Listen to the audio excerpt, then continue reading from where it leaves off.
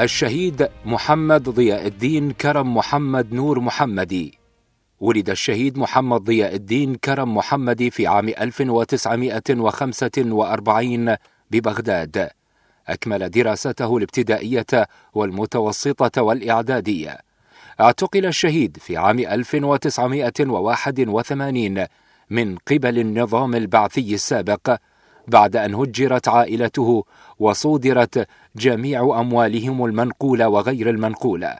تعرض الشهيد محمد ضياء الدين في معتقلات البعث لأقصى أنواع الكيمياوي والجرثومي دون أن يعرف التهمة الموجهة إليه أو الذنب الذي ارتكبه.